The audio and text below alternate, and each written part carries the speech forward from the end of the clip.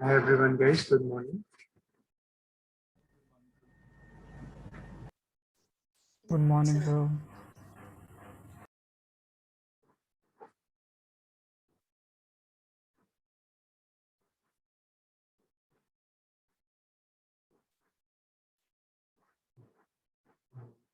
We can start now. Alright, so let's continue. We were discussing about sales deals.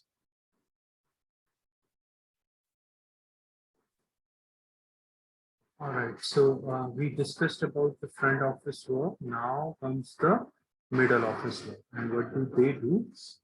First step they do is trade enrichment. Okay? Uh, so here, more details are added to the trade. Okay? For example, we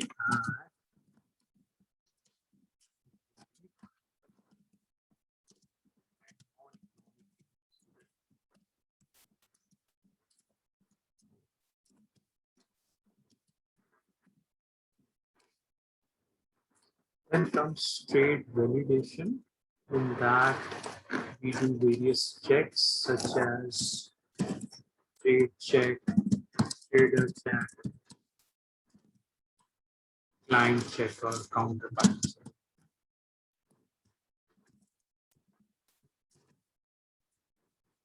In trade verification, compare the details with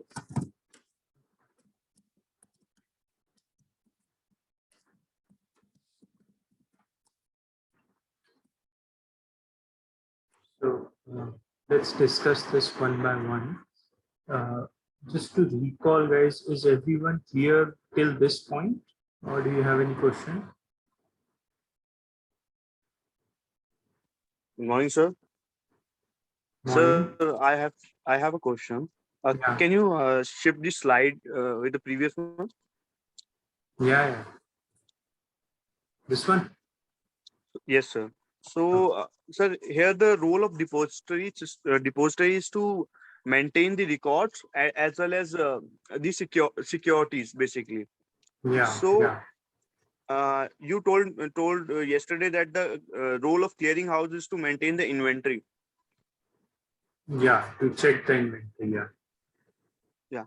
So, sir, depository is performing the same role because they are maintaining the shares in the demat form. So they are No. also managing. Yeah. No. So clearinghouse doesn't hold the inventory. Okay. They just check did all sellers gave their shares or not? Did all buyers gave the cash or not? That's their inventory management. Okay. They don't keep the cash with themselves or they don't keep the shares with themselves. They just check and pass it on.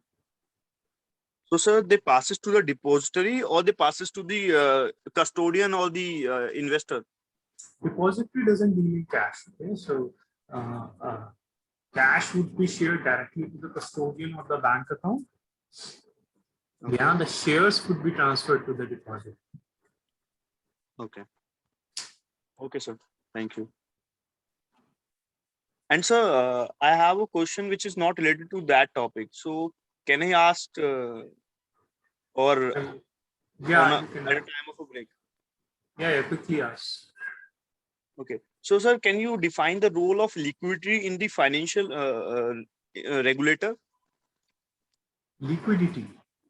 Yes. Role of liquidity in the financial regulator. Yes, sir. Okay, your question is not very clear, but the role of regulator is to maintain enough liquidity. Sir, there is a topic that there is some financial regulators like insurance, stock exchange, pension funds, anti-money laundering. So, liquidity is one of them. So, I don't able to relate how No, don't take words directly and like that. Okay, so try to understand the thing. Okay, regulator is there just to make sure everything is going right. Okay, they frame the rules and regulations to make sure everybody is acting in the best interest of their clients, right? So, Okay. for example, RBI is a regulator. Now, what does RBI try to do? They monitor the fund of flows across banks, across the economy, right? Based on that, Yes, they sir. decide their monetary policy. So, Yes, sir. their role is to maintain enough liquidity in the system. Okay, if they feel that the money supply is less, we need more liquidity in the system, they might pump in more money supply. Okay, they will reduce the CRR, they will reduce the SLR, so that banks can have more funds which they can lend out and increase money supply in the system. So, sir, it means that liquidity is not the regulator because Liquidity is not a regulator. Liquidity is a, you can say, uh, it's a it's a thing which we want to maintain. Okay? yes, sir. For example, if you want to buy shares, you can easily do it on the stock exchange, right? There is enough liquidity, Yes, sir. at least for large cap shares. Yeah? But if you want to buy or sell house, it's not that easy, right? That's Yes, what sir. we mean by liquidity. How easy it is to buy or sell something without taking a price hit. Got it? Okay, sir.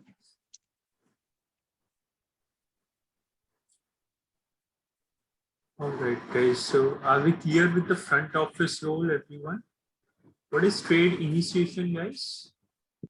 If I ask you what is trade initiation, can you tell me? When the client is entering into a contract or placing an order, that is the stage where trade is initiated. Yeah, this is trade initiation, right? This step. What is trade execution?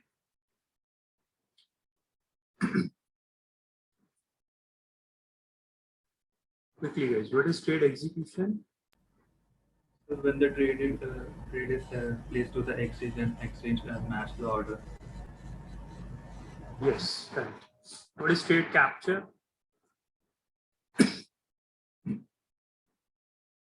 Recording of details. Okay. Can you tell me which details are recorded there? Like number of shares, quantity, direction. Yeah, right. And are these enough?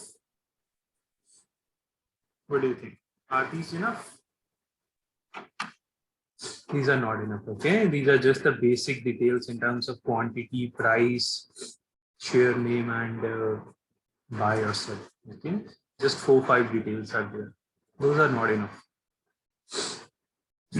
So what is done here in trade enrichment is that we add more details to the trade. Okay, now those details can be economic or non-economic. In economic details, we have things like commission, taxes, net value, and all. Right. So here we calculate the gross value of the trade, net value of the trade by deducting the commission and taxes. Right. So let's say the commission which IB is going to charge is 20 basis point. Okay, that is 0.2%. So we calculate the gross value of the trade, and the 0.2% of that would be taken by the IB.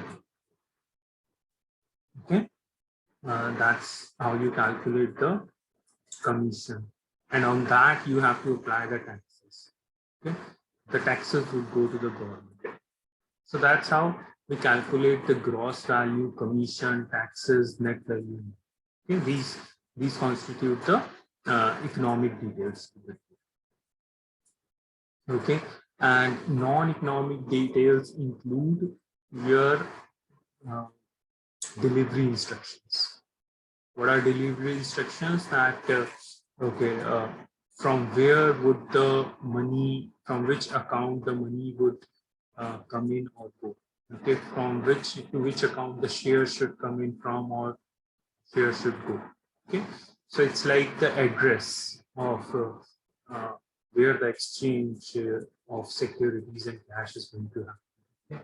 So your bank account number, bank holder name, bank identification code, which is just like the IFSC code, your custodian account number, all these are known as SSI, standard settlement instructions, or you also call them delivery instructions. Basically, they tell us from which account the cash would come from or cash would go to, and where should the shares be transferred. And this is where the RDM comes into the play. Okay, so what would happen is these details would be stored in the RDM. So you can capture these details. I mean, you can take these details from the reference data management system. Okay, you take the details from RDM and you enrich the field. We clear with this, guys? That is it.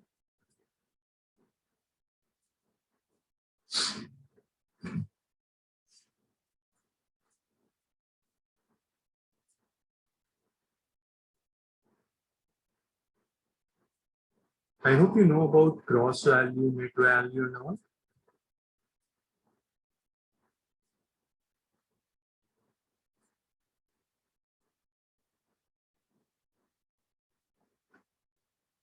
Okay, no response means no or yes.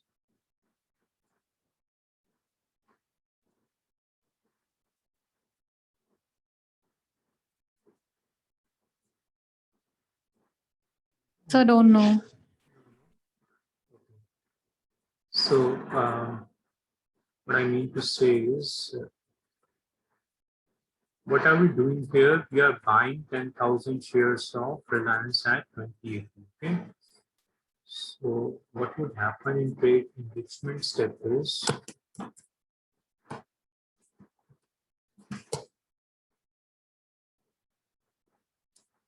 you will mention these details.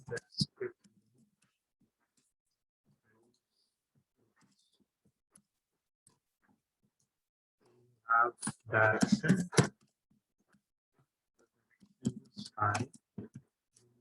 To the trade date. Okay. You mention the settlement date. Let's say the trade happened on 26th. The trade would happen.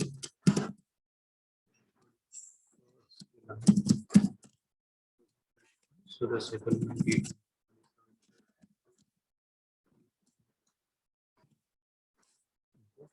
Mention the quantity.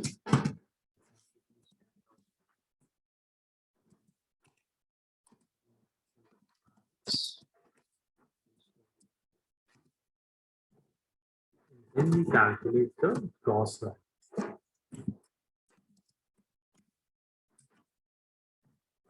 Gross value is simply the multiplication of quantity. Okay. So for this trade, this is the gross value. And from this gross value, you calculate the commission.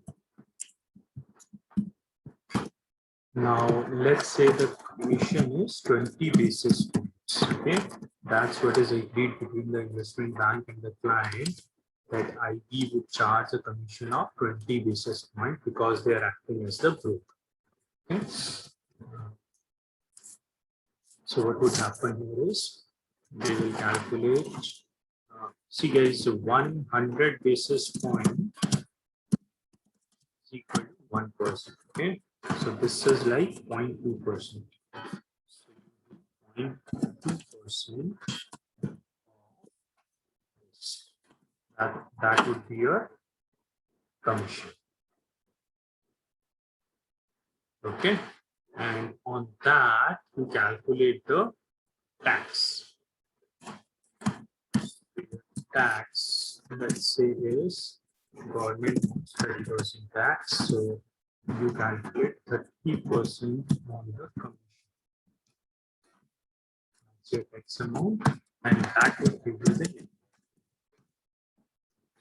value would be this plus this plus this. So what it means is that let's say you want to buy the shares worth this much, you have to pay a commission to the IB as well. You have to transfer tax to the IB as well. And so eventually the buyer needs to pay this much. Okay. Here's what would happen in case of buy. Look at it from the buy side. The buyer needs the commission, the tax go to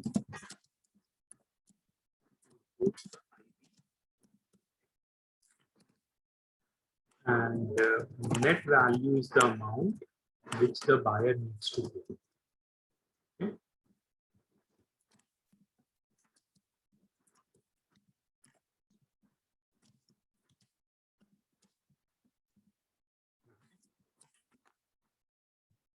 So eventually, when the commission and tax would go to the IB, and then IB would transfer the tax amount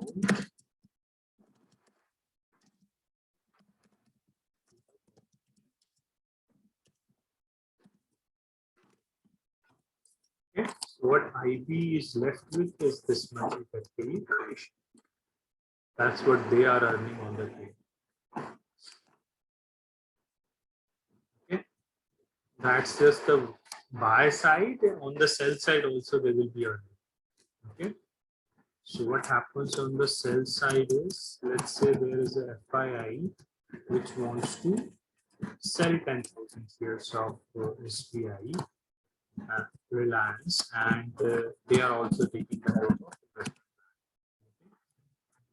Sell, so you do everything same, but at the end of it,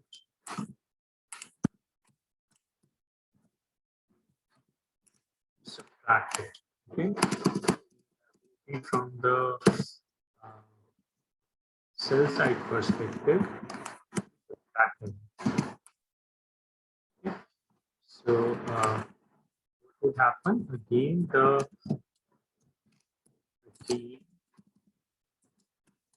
commission and tax would go to the IB. Okay. The seller would get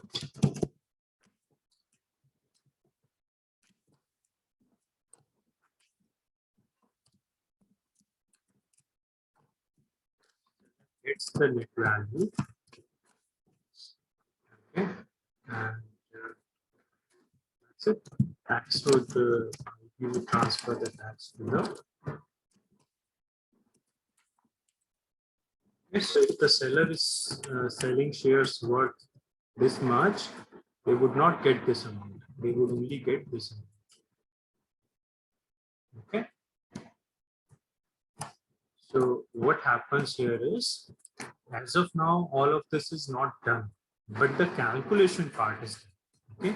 So when I say you add economic details, what you add is gross value, commission, tax value, and net value, so that you add these informations to be shared with the client. Okay, so the client should also know, okay, what is the money they actually need to pay, or what is the money they are actually going to get after this trade. All right. Please note it down, guys, if you have any questions, let me know. So is all the commission and all the gross value, etc., disclosed to the client who is buying or selling? No. You are not disclosing the counterparty, but you have to disclose to the client how much commission the IB would charge, right? Yeah, that's what I'm asking. So whatever investment bank is earning, they disclose it to the client. Yeah. They have to. Okay. Commission percentage. Okay. So I think that's what makes them competitive enough, because after knowing, they can decide which investment bank they want to deal with. No, no, no, no. This step you do not decide, okay? And everything is done. Okay? And Okay, sir. it's just that you are sharing the details with the, but these things will be discussed initially. Okay, that we Okay, are okay. going to charge 20 basis point. Yeah. So, yeah. This step we are just doing the calculations and sharing the calculations with you. Got it, sir. Please note it down, everyone, and let me know.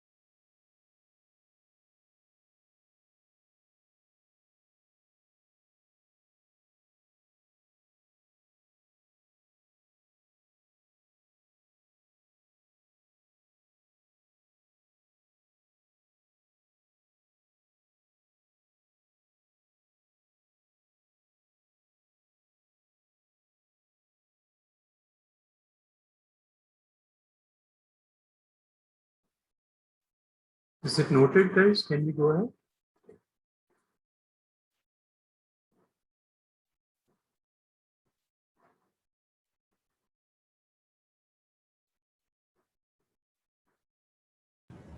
Yes, sir.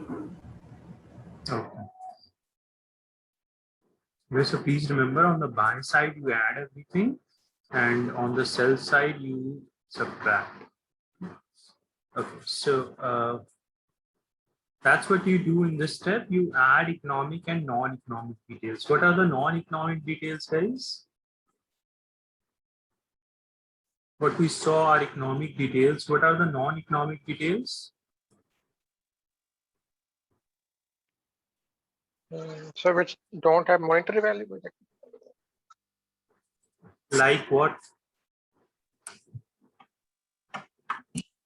Like, sir, whom the shares are to be transferred from, in which account the shares are transferred.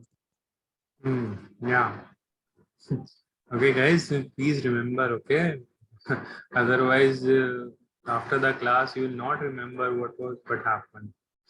So make your notes. Then in trade validation, you do 3 kinds of checks. Okay.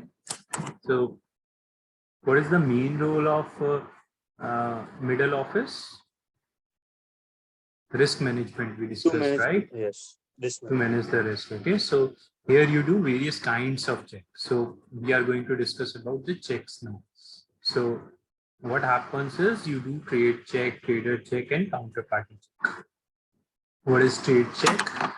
It's very simple. You basically match the trade details with the RMS or the OMS. Okay. If you remember here in trade capture, the front office people captured the details in the RMS system, right? So what would middle office do now is just make sure that whatever information they have in their middle office system, that is the same as the RMS or OMS information. Okay, so basically they ensure that whatever details are punched in during the trade capture by the front office people in their RMS, the same details are also reflected in their middle office system. Okay. In trader check, what they do is, who is the trader, guys? Who is the trader? So trader is the one who buy and sell a security for a smaller time, basically for less than 1 year. From the IB perspective, who is the trader?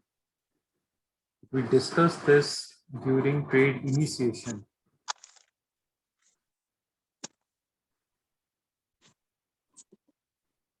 When the IB when is the the trader when they buy. Yes, sir. when the institute is placing an order with the investment bank, whom do they place the order with? Do they call up the headquarters of the investment bank?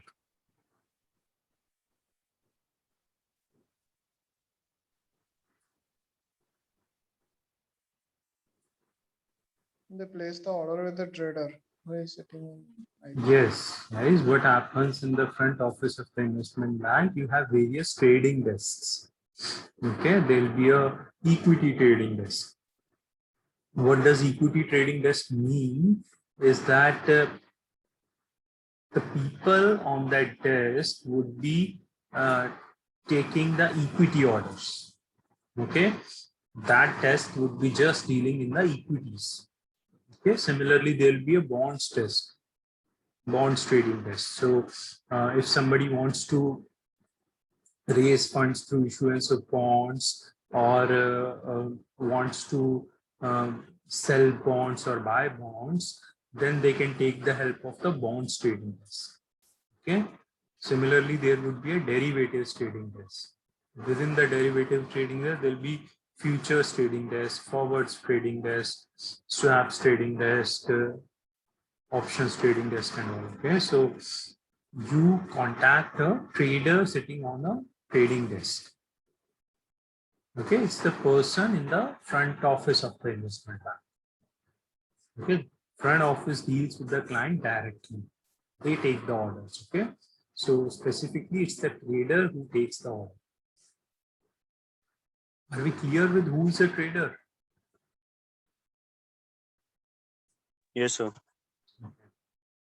Okay, so trader is the person sitting in the front office on a particular trading desk. Okay. Now every trader or a trading desk has a certain limit on how much amount of transactions they can do in a day, in a week, in a month, and so on. Okay. So now you can imagine a trader who has authorization, let's say, to move $1 billion of trade. Okay. So then here it is checked that whether the trade value is less than or more than 1 billion. Okay. Is the trader crossing its limits or it is still within limits? Okay. So in case the trader is crossing their limits, they are not allowed to trade more than this value, but they are placing a trade of more than this value, then approval needs to be obtained from the boss of that trade, from the manager of that. Got it? Just to make sure that nobody is crossing their limits. Okay. Again, a measure to prevent insider trading.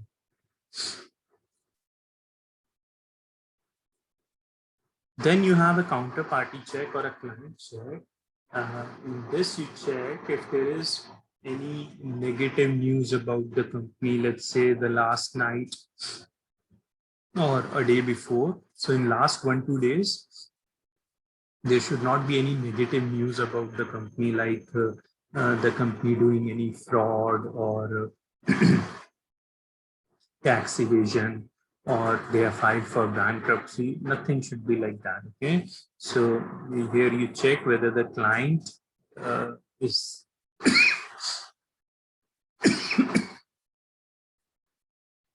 is in a decent condition or not. Okay. And you also check whether the client is actually allowed to buy those stocks or not. Okay. For example, you see FIIs are not allowed to buy everything. Okay. For example, there would always be restrictions on the amount of media stocks they can buy. Yeah. So you check whether they are allowed to buy that or not. Okay. Can anybody tell me, guys, why would they be restricted from restricted in terms of buying huge number of media shares? So maybe because media is very influential and they can use their ownership to influence news and other information, which should be unbiased. Yeah, that's correct. Okay. So the media should be as independent as possible. So there should not be one party which is dominating any particular media company. Okay. So a check is done here in terms of whether the client is within limits or not. Okay. I hope we are clear, guys. Then you have a trade verification step. In this, you check whether the details are the same with the trade sheet. Okay, so what happens here is it's like a double check that the details that were initially captured in the RMS OMS system. So the middle office people would compare the trade details which are mentioned in the RMS OMS system with the trade sheet. Okay. Trade sheet, if you remember, is sent by the front office person to the middle office and to the client as well. Okay. So idea here is that what if somebody punched some details in the RMS system by mistake? Okay. There was a typo while punching the details. Okay. So you cross-check the details mentioned in the RMS system with the trade sheet. Okay. Now, because the trade sheet is shared with the client, so what is assumed here is that that would be absolutely correct. Okay. So you match the trade sheet details with the details captured in the RMS system. Sir, but the checking of records with the RDM is basically in the trade enrichment section as well in the economic detail. So yeah. No. I am not talking about trade enrichment. Okay, I'm not talking about RDM. See, guys, RMS is different. RDM is different. Okay, I'm talking about this. Okay, so what you captured in the RMS system, the front office person would have captured these details in this RMS system, right? So what are you doing here is you are comparing those details with the trade sheet. Okay, trade sheet is sent when the execution is done. Okay? So you send the trade sheet to the middle office and to the client that, okay, these are the basic trade details. Okay, sir. Okay.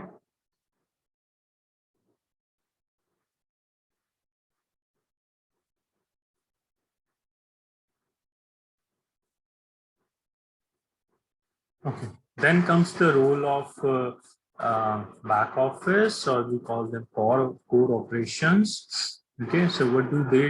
They do the trade confirmation first. And these economic and non-economic details of the trade are shown here.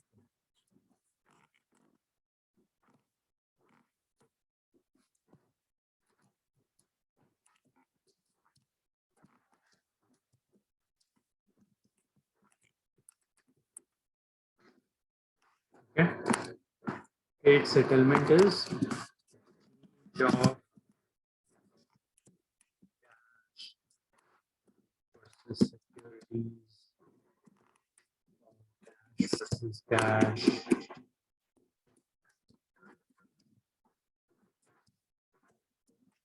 Whatever exchange needs to happen, that would happen in the trade settlement stage. Reconsideration is basically move from the accounting perspective. You compare the ledger with the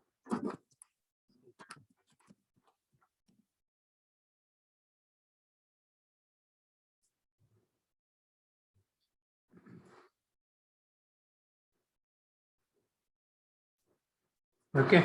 So what happens in trade confirmation, guys? Here you send the economic details and non-economic details of the trade to the client for the client to confirm. Okay, so idea here is to make sure that there is no discrepancy in understanding between the IB and the client. So think of it like it's like a summary or receipt. Yeah, so it's like a receipt sent to the client to get a written confirmation from the client. Okay, so it's like you are documenting the details of the trade with the client. So say it can serve as a proof for your record keeping purpose. Okay. In the trade settlement, everything which we discussed, for example, guys, all of this is a part of trade settlement. So everything that we discussed happens on T+2 is a part of trade settlement. Okay, so here the cash and stocks, or cash and cash would be changing hands. Okay. Those would happen as per the details mentioned in the trade confirmations. Okay. So whatever details you are sending out to the client, from those account, the money and securities would be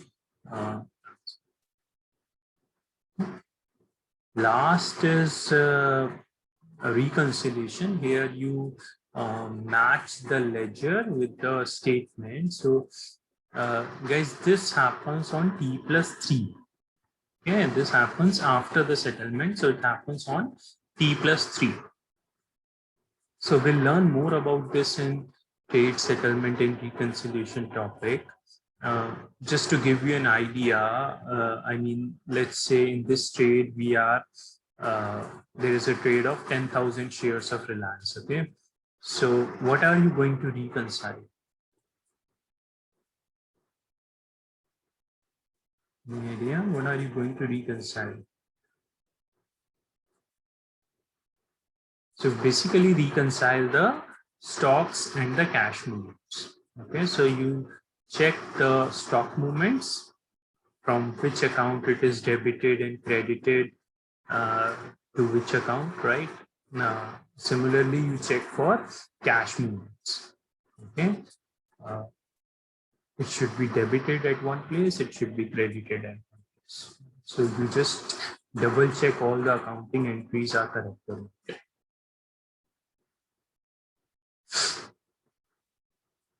Okay.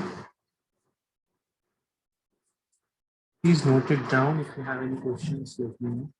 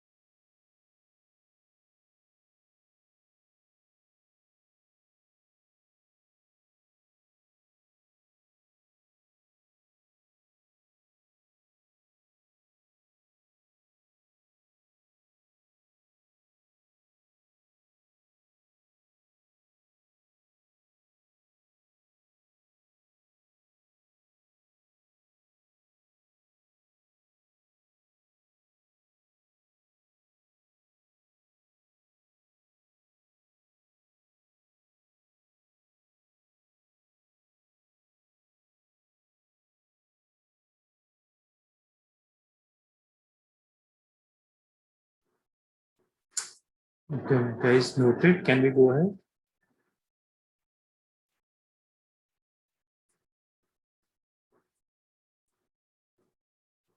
Yes, sir.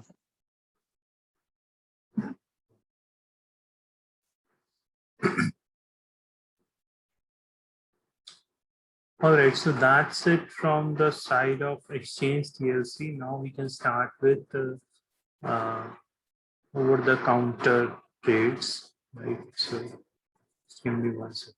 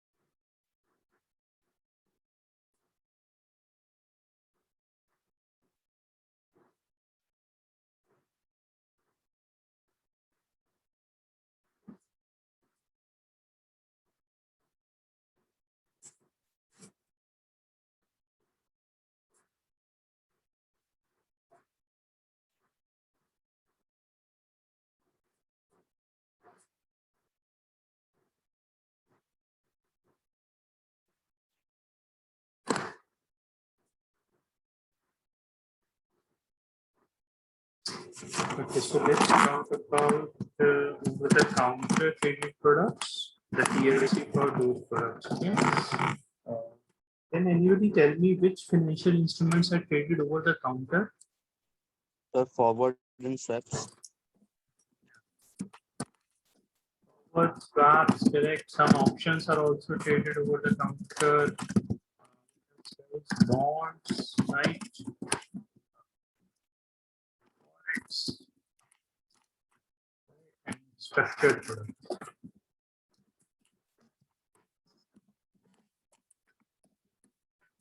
These are the major instruments that trade over the counter. Okay.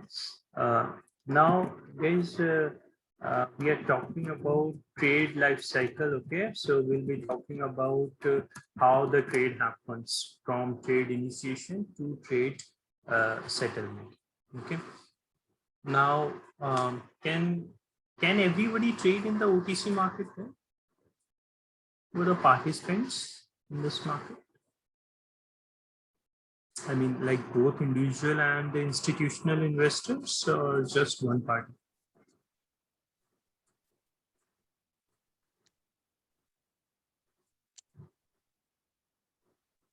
So in the OTC market, there is two party which needs the customized product. So there may be the individual or there may be the institutions. Yeah. So basically, guys, when you talk about trading in markets such as bonds or forex markets, both retail and institutional investors can participate in it, and they do participate in it. Okay. But when you talk about OTC derivatives market, uh, here there is only the participation of institutional investors. Okay. Individuals are, you can say, non-existent here because neither the individuals have such needs to get into such large contracts, and neither do they have the capital, the kind of money that is required to take positions with the dealers in this market. Okay. Right. So you will see that when you're talking about OTC derivative contracts such as forward swaps and some options, it's only the institutional investors that are dealing in this market. Okay. But for some structured products or bonds or forex market, individuals are also present. Okay. Though at a very small level, but yes, they have the presence, but not in the OTC derivatives market. Okay. Now, in order for any institute also to trade in the OTC derivatives market, guys, and I'm talking about more from a global perspective here, you have to become a member of ISDA. Okay. You have to become a member.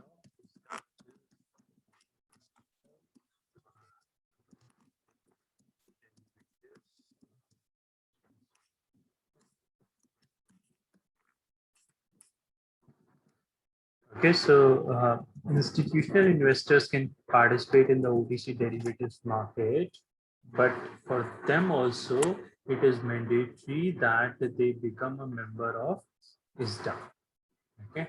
Now, what is ISDA? It is an association that was founded in 1985 in US by the participants of the derivatives market themselves. Okay. And the reason it was founded was to formalize the terms and conditions of the OTC derivatives market. Okay, so please remember it is a association which was founded in 1985 in US to formalize the terms and conditions derivatives. Okay. So let's understand what it means. What is an association, guys? What is an association? It's a group of people or entities. Yeah, absolutely. Okay, so it's like a coming together of interested parties and becoming members of a group, right? So ISDA is an association that was created by the OTC derivatives market participants themselves, specifically by the investment banks to formalize the terms and conditions of the OTC derivatives. Okay. Now, what do you think, guys? Can ISDA be considered as the regulator?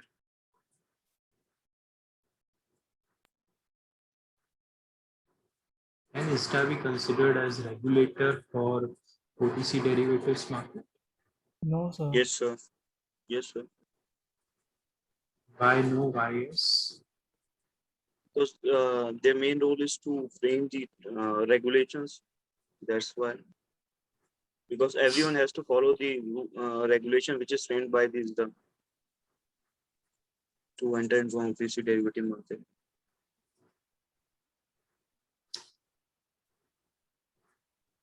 Okay. Everybody has to, or I mean,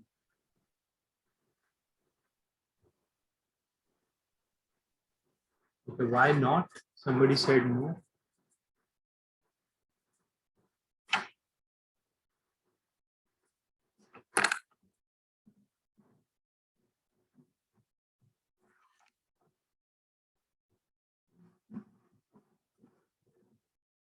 Okay, so ISDA cannot be considered as the regulator because it is an association.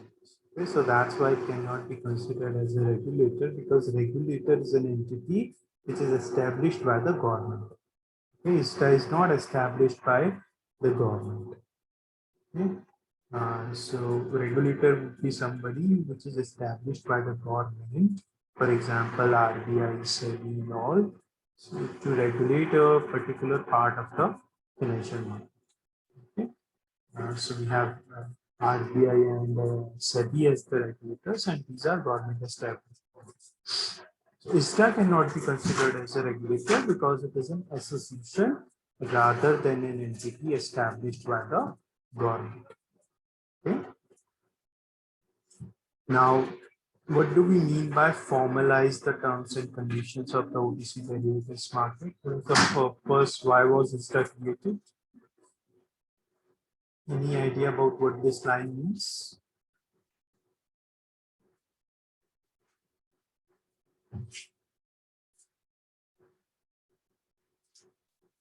You have to, I mean, for example, there's forwards or swaps. You keep these products in mind when we're talking about formalize the terms and conditions. So these are, you know, that these are negotiated instruments between the two parties, right? But is it easy to trust the other party? And specifically, if you're going to enter into a $1 billion contract and you don't even trust the other party, would anybody get into any contract?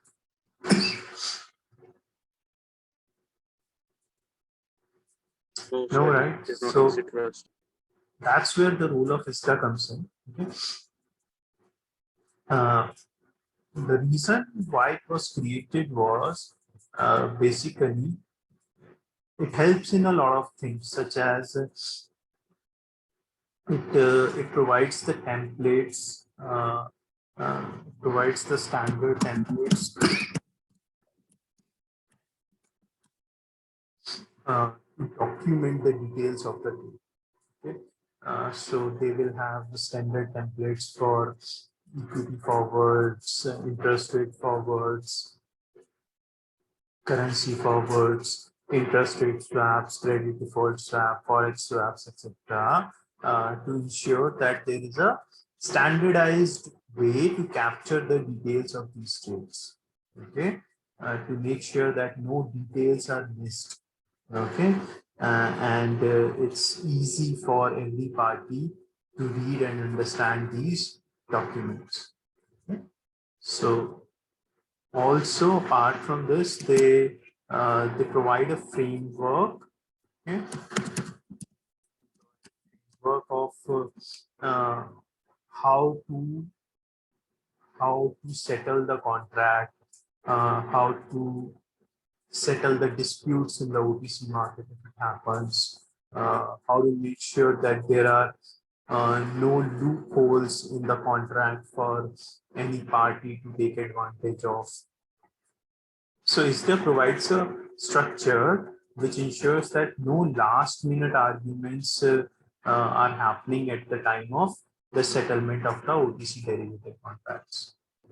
Okay, so basically how it is done is whenever any two members of ISDA are entering into a, let's say, forward contract or swap contract, what would happen? ISDA would create a master agreement. ISDA would publish, okay? ISDA would publish a master agreement, which is a legal document. Okay, so a legal document would be prepared, which is like a binding agreement between the two parties. Okay, now it is, they have entered into a legal contract. Okay, so this master agreement will have all the standard terms and conditions. Yeah, for example, how to settle the disputes, how the settlement will happen. So whatever standard terms and conditions they want to mention, I can mention that.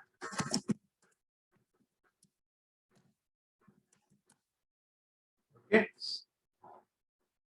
Such as what would happen in case of a default by one party, what would happen if one party goes bankrupt, what could be the eligible collaterals for the trade, which needs to be maintained by both the parties, what are the possible, what would be the possible governing laws, okay, which law would be followed in case any dispute happens. So they will mention all the standard terms and conditions for the both the parties. Okay, they have to go with it, the parties. Then apart from these standard terms and conditions, they will also mention the specific trade details. Okay, would be very nicely mentioned, all the trade details, so that it's easy to read, and it's also, I mean, there is no chance of missing anything or putting anything in a gray manner. It would be very black and white. Okay?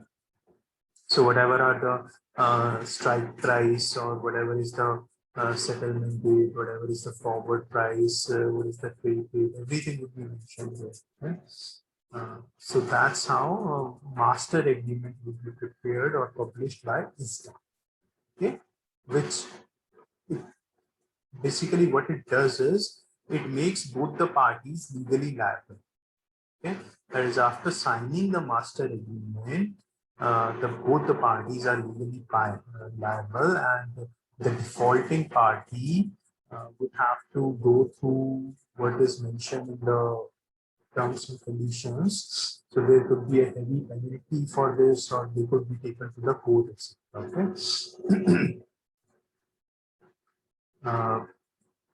And two parties have to agree to a law.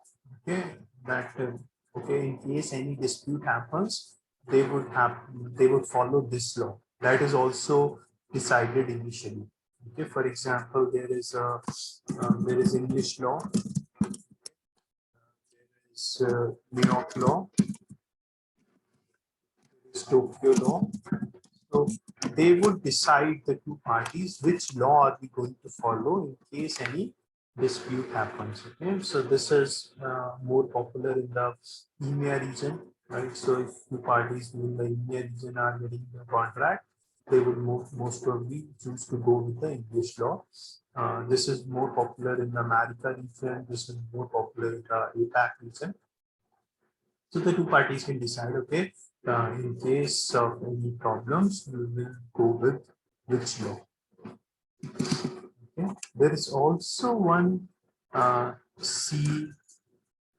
Okay, guys, maybe you can just note it down this much. Okay? Make your notes. And then If you have any questions, please let me know.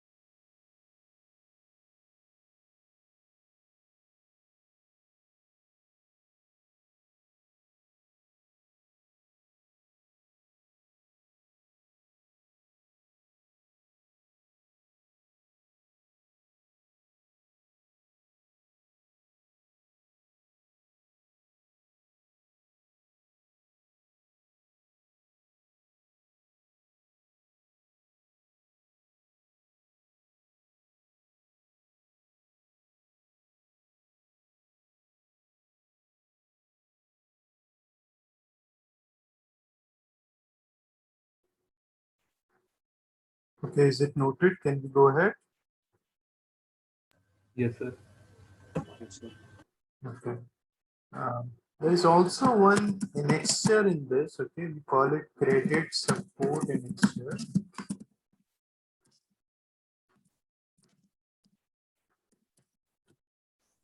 In which this is a schedule within the ISTA agreement, wherein which allows the two parties to customize the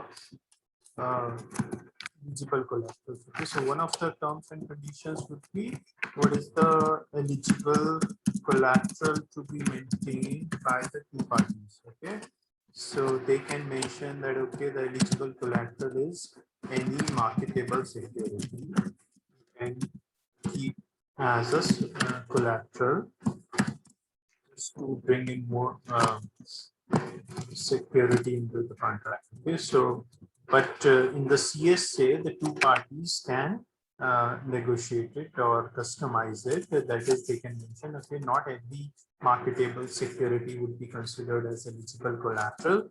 We'll only consider the cash and let's say government securities to be considered as the eligible collateral.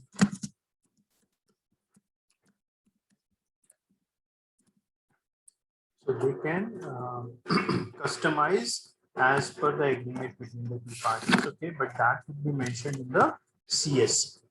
It's a schedule within the ISTA agreement, so that would be considered as the eligible collateral between the two parties. Okay. See the overall objective, as you could have, I think, already figured out. When we are doing all this, what are we trying to do? What do you think, guys? Why are we doing all this? So to remove the counterparty risk. Yes, right. So it's all of this. The objective of doing all this is that there should be some sort of framework, some sort of standardization in terms of the OTC derivatives market. Okay, you can customize the price, the trade date, the settlement date, and all. Okay, so that could be agreed between the two parties, but there should be some standardization in terms of which all details should be shared between the two parties, how to settle the disputes, what would happen if there is a default by one party, what would happen if the the party the party doesn't add wants to, let's say, terminate the contract in between or exit the contract in between. So there should be some reference point which the two parties can go back to in case any unanswered questions come up in their minds, okay, after entering into the contract, just to make sure that till the end everything goes very smoothly. And obviously, yeah, to make the overall market more investor or participant friendly, to reduce the risk in these contracts, and to improve the liquidity in the market. Are we clear with this, guys? Is there any questions in this?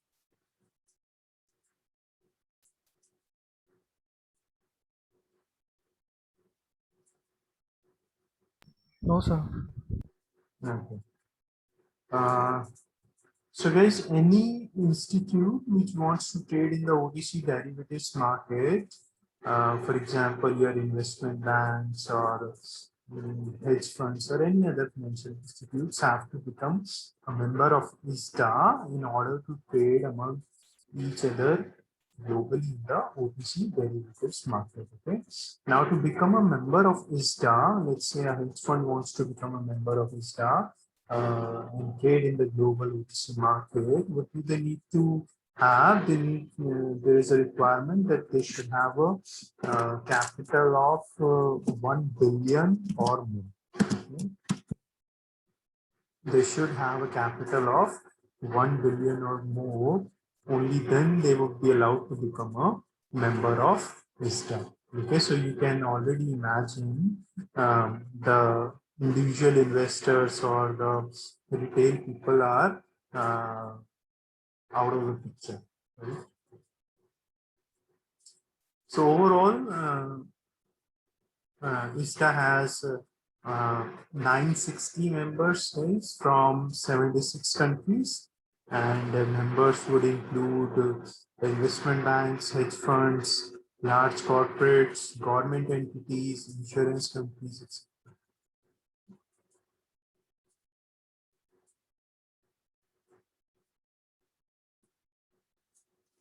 If you want to check out some details related to ISDA, they have a website. You can check it out.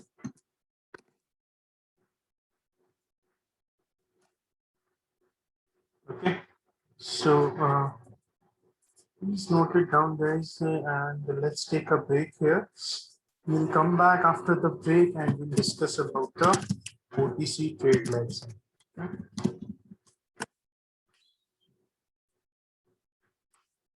See you after the break.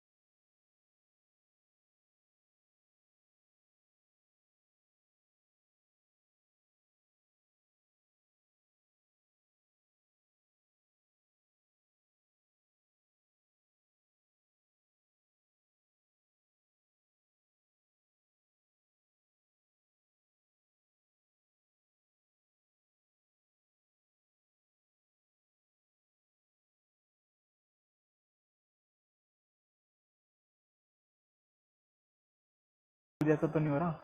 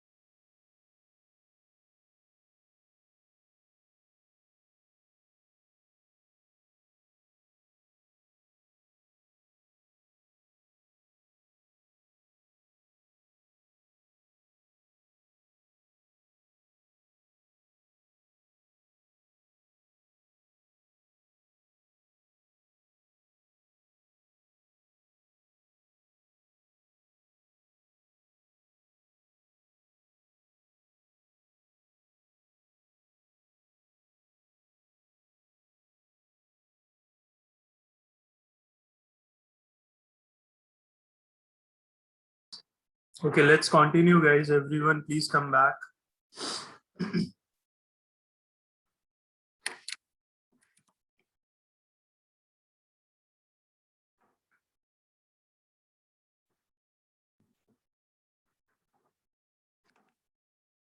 Okay, so any questions so far, guys?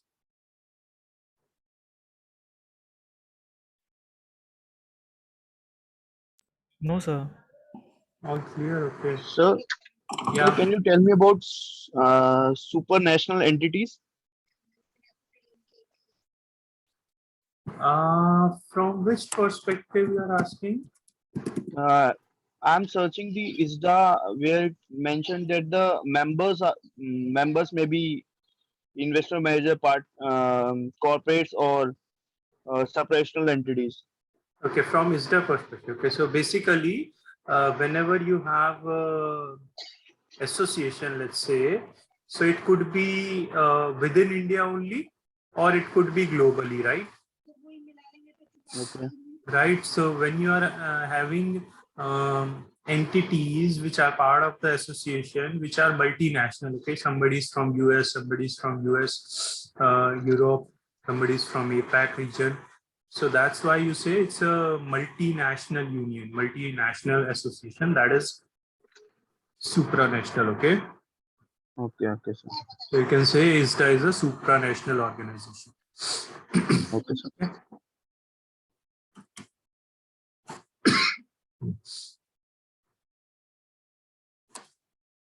Let's talk about the TLC for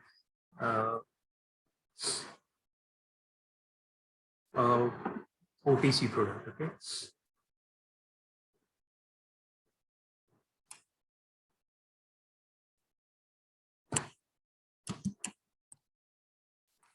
Guys, refer to what we have discussed in the exchange traded TLC. Can you tell me how it would be different?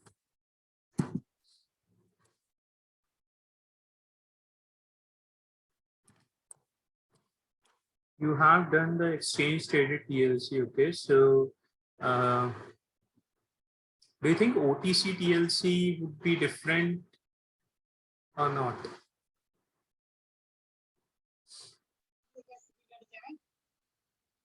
Yes, sir. It is different because there is no exchange basically in the Yeah. OTC market. Yes, yes, absolutely. Okay, so it will be quite different. Let's take.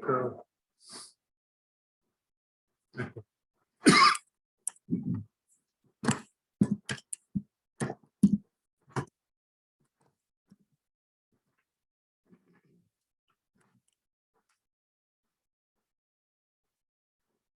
What happens here is that let's suppose there is a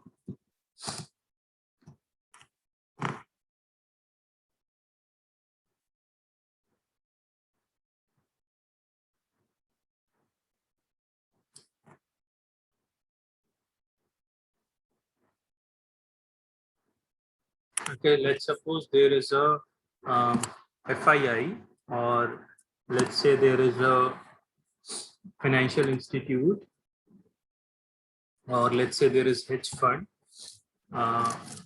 which wants to take a bullish view on shares of Apple, let's say. Okay, so let me call it alpha fund. Alpha fund is bullish on shares. Okay, so they want to get into a forward contract. Okay, so can anybody tell me, guys, which position will they take?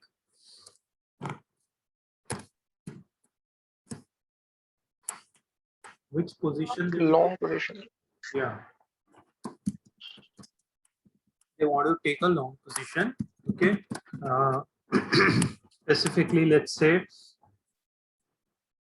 they want to enter into a long position into a forward contract to buy 1 lakh shares of Apple.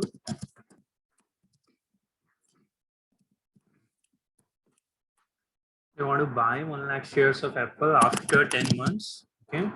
After 10 months. At 200.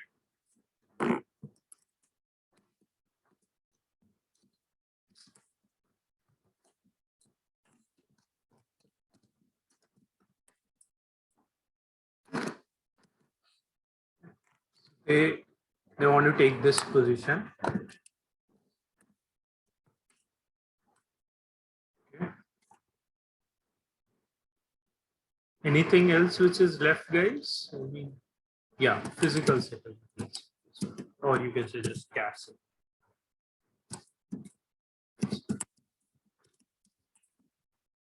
Actually want to get the delivery of shares. It can be cash settlement also, guys. You can take any case. So let's assume they actually want to take delivery of shares. So they are looking for a physical settlement. Okay. Now, can anybody tell me what will they do if they want to get into such a contract?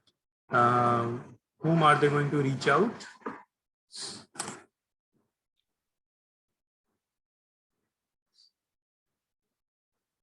It's not a small position, right? It's 1 lakh shares of Apple at 200 per share. So yeah, they are going to reach out a investment bank. Okay.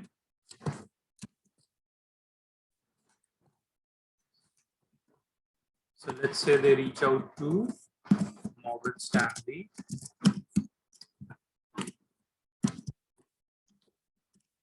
Investment. Okay.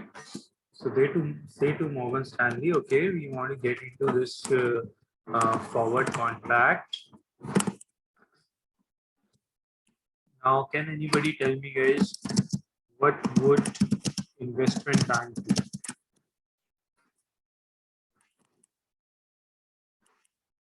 Think and tell me, guys. What are the options investment bank has?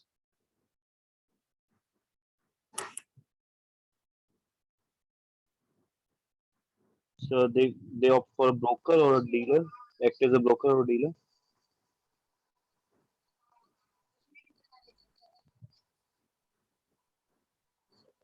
Absolutely, guys. What have we learned? IB could act as a broker, or you can say agent, okay, or STO, or as dealer. They could act as an agent, that is a broker, or as a STO, securities trading organization. That's what we call a dealer. Okay, so they can act it any one of the ways. Now, if they are acting as a broker, what would they do? They get the commission. They charge some commission. Yeah.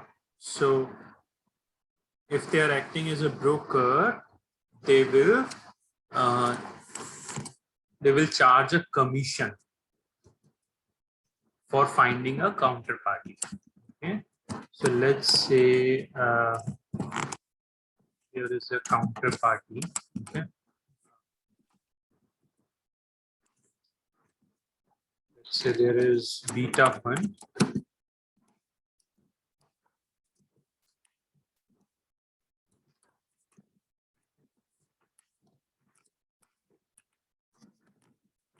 Is bearish.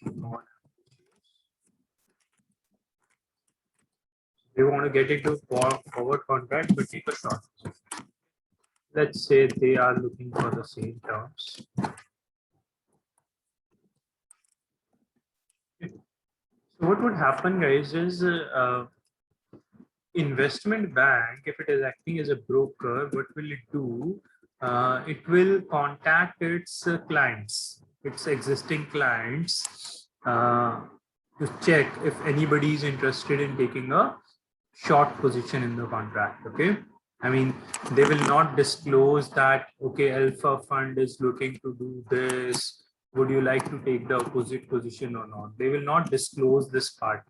They will not disclose these details. Just they will ask their clients or their contacts that, okay, are you bearish on the Apple shares and would you like to take a short position in any forward contract or not? Okay. And IB would charge a commission from both these parties if it is acting as a broker. Or it might happen that IB decides to act as a dealer. Okay, see, 90% of the time, I would say, in case of these OTC derivative contracts, you can say just 10% of the time they will be acting as an agent. Okay, 90% of the time they would be acting as a STO, because these are. Can anybody tell me why? Why, guys, do you think this would happen?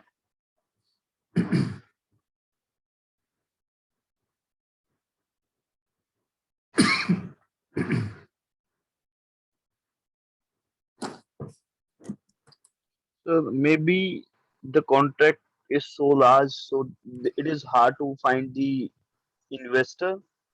Absolutely correct. Okay, these are such specific needs. These are so specific details are there that it's not easy to find a counterparty. Okay, so I mean, it's very difficult to get someone who is looking to short the Apple shares at the same time, right? At that time only when they want to buy, somebody is looking to take a counter position exactly in that one. Okay. So 90% of the time, they would themselves be taking the counter position. Okay.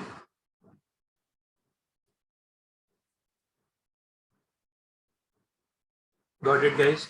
So 90% of the time, they would be acting as a STO. And how would they earn as a STO? So they sell the shares at a higher price. Suppose here the they get purchased the shares at 180 and then they sell at 200. So the difference between these prices is the earning for the IB. Yeah, I mean, if you're talking about a forward contract with a party and they are acting as a dealer, then they would take a cut.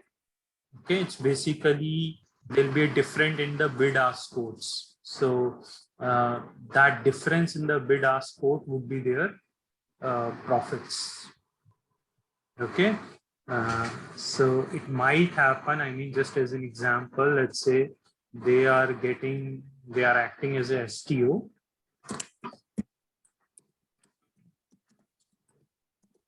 They are acting as a dealer. What would happen?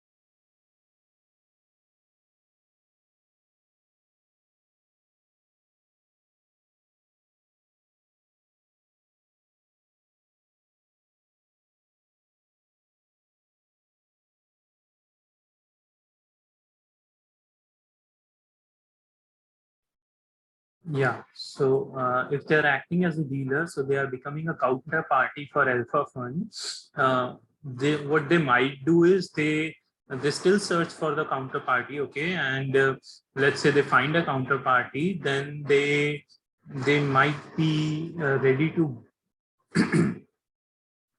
So here, alpha fund is ready to buy the shares at 200, okay.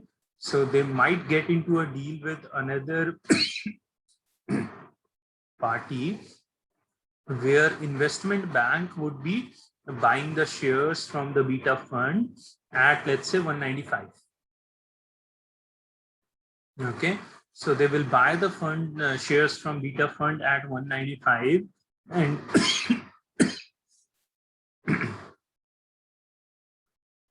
guys, just give me 1 minute.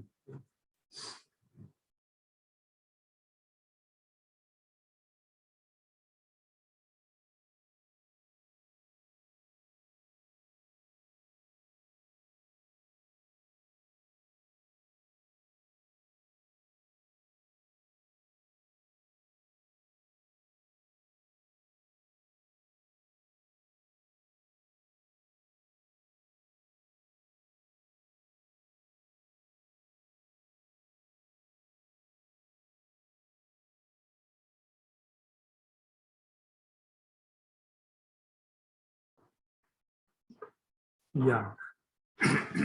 So they might buy the shares from beta fund at 195 and then sell it to them to the alpha fund at 200. So that's the difference between the bid and ask. Got it? So yeah. So can we say that the IB is earning the profit from the spreads? It can be one of the scenarios, okay? I mean, let's say if they don't want to become a STO, they don't want to become a dealer, they might just find a counterparty for alpha fund and take a commission from both of them. It's up to them, okay? What do they want to act as, a broker or a dealer? Okay, so the commission can be, let's say, 1% of the total gross value of the deal, right? So in that case, there is no difference in bid and ask, okay? But it can be the case if they are acting as a STO dealer.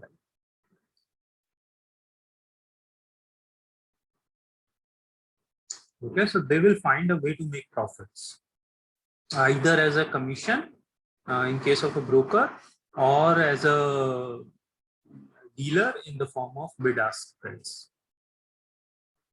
Are we clear on this, guys? Yes, sir. Sometimes what happens is they would reach out to another investment bank, let's say. Okay, so maybe Alpha Fund has approached Morgan Stanley that they want to take a long position. Okay. Now, somebody might have approached Citi, let's say, that they want to take a short position. Okay. So there is a beta fund. Let's say they approached Citi that we want to take a short position. We want to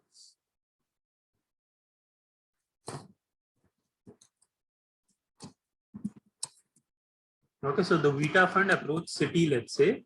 Now, Citi and Morgan Stanley can trade between themselves. Okay, so it might happen that you have an alpha fund here.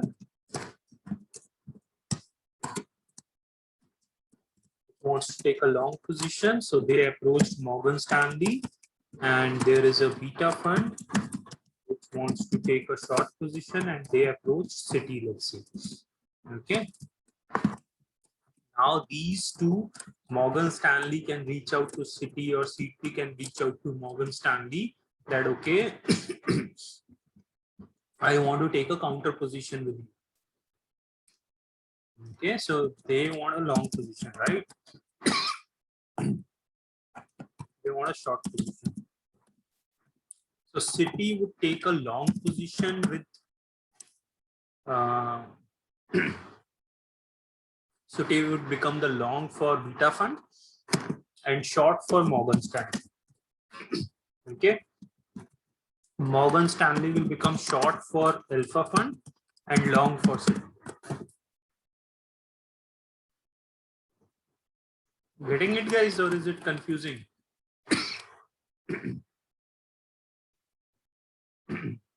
No? No, sir. No. Okay.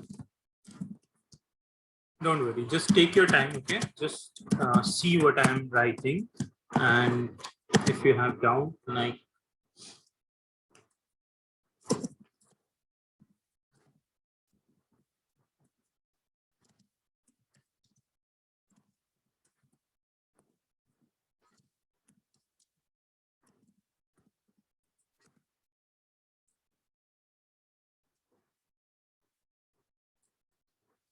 Okay, so try to understand what I'm saying here.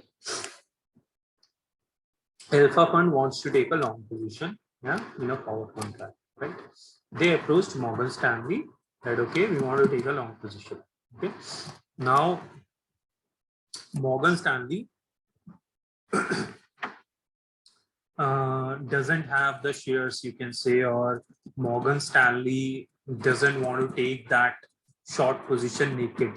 I mean, just a short position. Okay, so what they want to take, what they want to do is they want to hedge their position. Okay, so they will try to find somebody who is ready to sell the shares of Apple. Okay, so they will get the shares from the other party and send it to alpha fund. Okay, so their position is hedged, you can say, right? They would get the shares from somebody and simply pass it on to alpha fund, keeping their cut in between. That's what they want to do.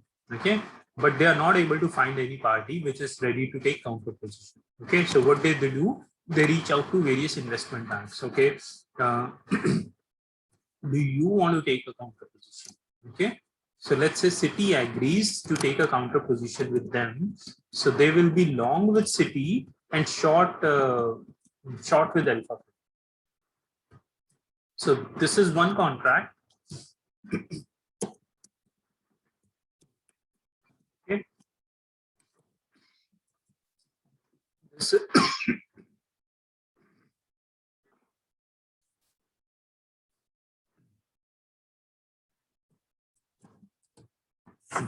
this is another contract, guys, and this is the third contract.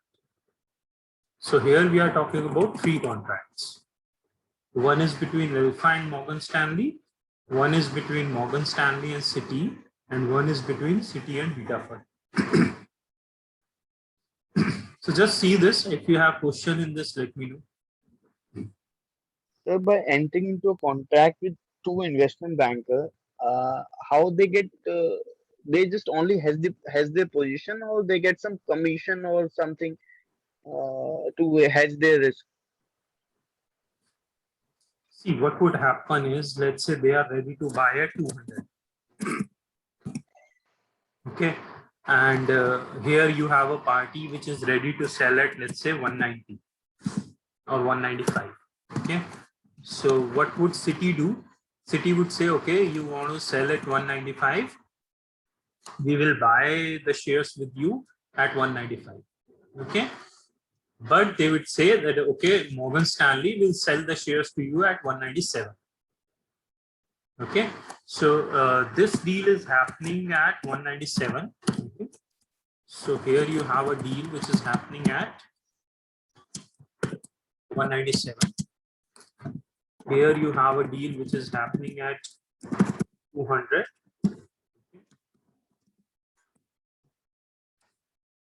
And here you have a deal which is happening at 190.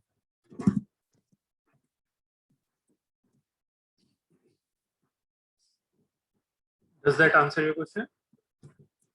Yes, sir.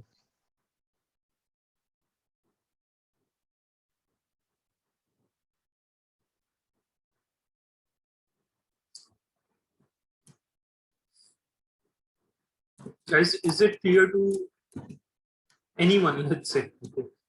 Is it clear to anyone? Yes, sir. Yes, sir. Paras, Akash, okay. What about others? No, sir. No, Manish, not clear? No, sir. I'm confused in the contract between the investment bank. Between the two investment banks? Yes, sir. Okay, okay. Okay, so who is clear? Who is clear with this? I, sir. Yes, sir. I'm clear. Akash is clear, Paras is clear. So, Akash, would you like to try once what is happening between the two investment banks? Yes, You sir. just explain it to Manish once, please. Yeah. Okay. So here the Alpha Fund first make a contract with Morgan Stanley. They enter into a contract where the Alpha Fund want to buy the shares of Apple at a rate of 200, and then the Morgan Stanley want to hedge their position, because they want they find they need to find the counterparty so that they can hedge their position. So firstly they go to some other parties who want to invest or who want to take the short positions, but in that case they didn't able to find any individual who is ready to take the position. So they go to the other investment banker, that is Citibank, and Citibank is already entered into a contract with Beta Fund, who is in a short position. So Citibank and Morgan Stanley basically they hedge their position. If we take an example here, suppose we want to buy some shares of Apple, and there are four friends: me, Paras, Manish, and some X is the one. Okay. So I think that the share is going to be up, and I enter into a contract at rupees 200, and Paras is the one who think that the price of a share is going to be down. So uh, the investor banker is the bridge who connect both of us and settle the trade. And the difference between the prices, that is investor bank buy the shares from me as at a rate of 200 and sell at a rate of 197. So the commission part is of 3 rupees that they get as the revenue for settling the trade. So that's it. So is it helpful, or Yeah, Manish, makes sense? Yeah, so basically, investment bank will just enter in the contract just to transfer their risk, right? Yeah, yeah. Basically, Morgan Stanley, if you see Morgan Stanley and Citi, they don't have to worry about anything now, right? Okay. Morgan Stanley will get the shares from Citi Okay. and pass them on to Alpha Alpha. Fund. Okay. Now, at what rate will they get the shares? 197. Okay. So they will pay 197 to Citi and get the shares, and then they will transfer the shares to the Alpha Fund and get 200. So the 3 rupees is like their profits. Yeah. And similarly, Citi, if you look at Citi, Citi is going to buy the shares from Beta Fund at 195. 95. Yeah. Yeah. Citi is going to buy the shares from Beta Fund at 195 and sell it to Morgan Stanley at 197. So they have a 2 rupees profit, they have a 3 rupees profit, everybody is happy. Okay. Okay. Got it. Got it? Yes, sir. Or it might be as simple as this only, okay? It might be as simple as this. For example, let's say Morgan Stanley has Apple shares, okay? They just want to get rid of them and somebody wants to take those, so they will just give the shares to the Alpha Fund. Okay, so they are themselves becoming the counterparty. They are not hedging their risk as such with another trade. They are just directly dealing with. It can happen also, okay? Or it might happen that Alpha Fund is dealing with Morgan Stanley and Morgan Stanley knows about a Beta Fund. So it will be short with Alpha and long with Beta. Got it?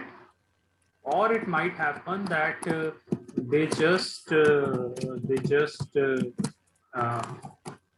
MS is acting as a broker, okay? So they don't do anything. They are acting as a broker. They help the two parties in trade. Okay, so then in this case, they don't have a cut as such. Okay, they don't have any bid-ask difference. They are not quoting anything. They are simply acting as a broker, and they will get the commission from both the parties. Okay, so that's what I meant to say, that there are various options available with the investment bank, how they want to help out the Alpha Fund.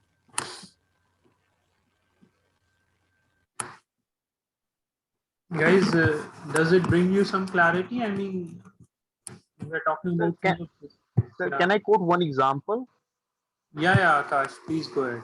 So suppose I want to sell my bike basically at a cost of 1 lakh rupees, and I tell my friend that I want to sell my bike at a cost of 1 lakh.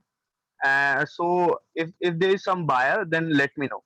And so he do one thing, he circulate the message to other people, and one of his friend told me that I need a bike basically. So I need to buy. I can give 1,20,000.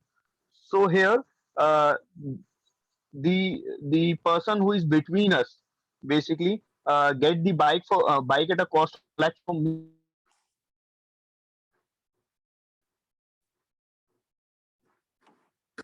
and they settle the trade. He's in profit basically. Akash, He, we missed your voice. Okay, there was some technical error, I think. okay. We missed your So last couple of sentences. okay. So sir, now it is clear. Yeah, now you are audible. So I'm saying that if I want to purchase, if I have a bike and I want to sell a bike to someone, then I talk to my friend in saying that I have a bike and I let me know if there is some buyer to get the bike. So he circulate the message to their friends, and they get to know that there is one friend who need a bike and he is ready to pay 1,20,000. So here he purchased the bike from me and sell it at the other person at 1,20,000. So here the person who is between us, there is no risk to them because he's just settling the trade. So he get the commission part, that is 20,000, and he is in no loss because he know that the bike is already, I have the buyer and I have the seller. So basically, he's sure that the product is easily sell and I get the commission. So here the investor bank is doing the same work. Basically, they try to meet the two counterparty, and for settling the trade, they get the commission. That's it, sir. Absolutely, absolutely correct. Guys, is everyone able to relate, right? It's a very practical example given by him.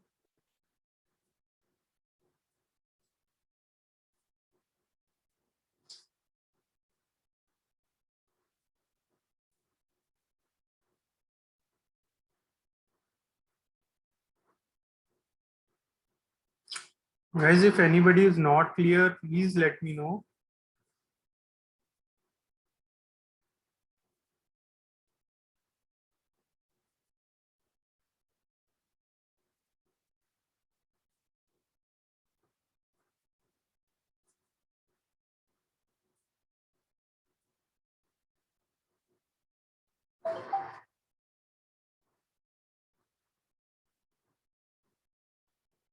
Okay.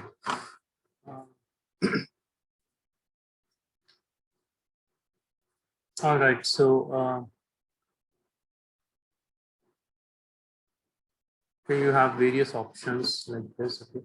So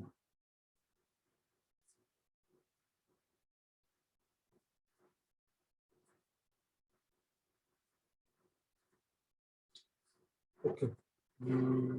Yeah.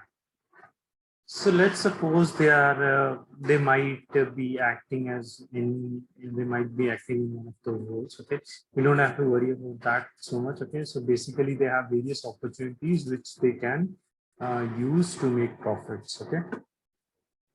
Now coming back to our trade life cycle, what would happen that okay they want to be they want to get into a forward contract. Okay, so let's suppose they get into a forward contract with the investment bank. What would happen is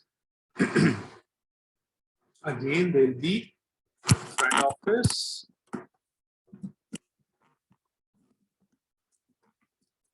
there will be middle office,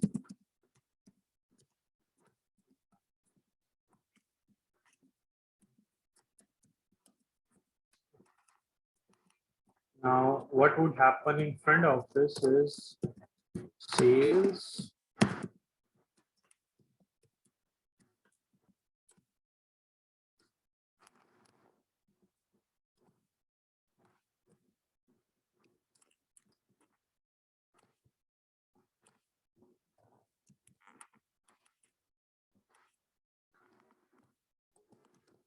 basically exactly the same, one difference being and you have one more step here, that is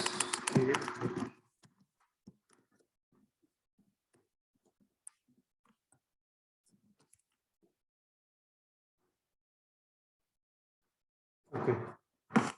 So guys, who would tell me what happens in the sales step of front office? Now you have to tell me. It's a repetition basically. What does the sales people do?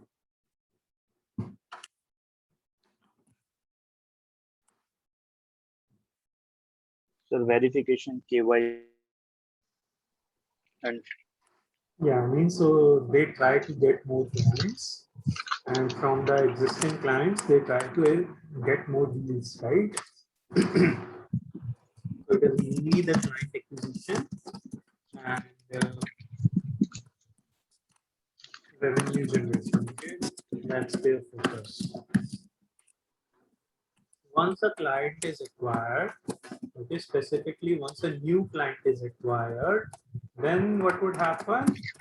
We'll do AML, KYC, all these things. Okay, that would be done for the new clients and their details would be stored in RDM. Yeah. Okay. What happens in trade initiation?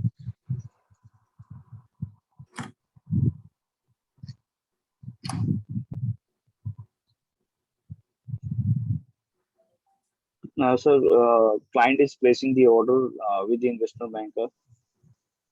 Very good, right? So client initiation refers to the placement of order.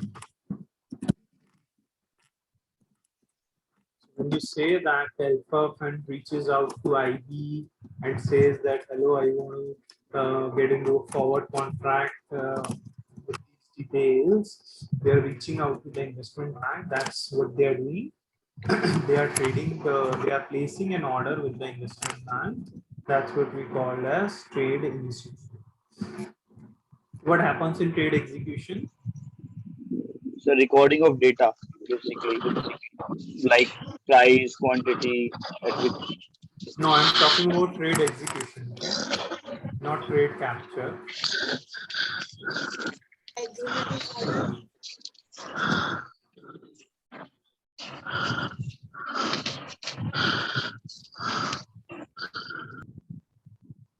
Yeah. What happens in trade execution, guys? Agreement of order. Agreement of order.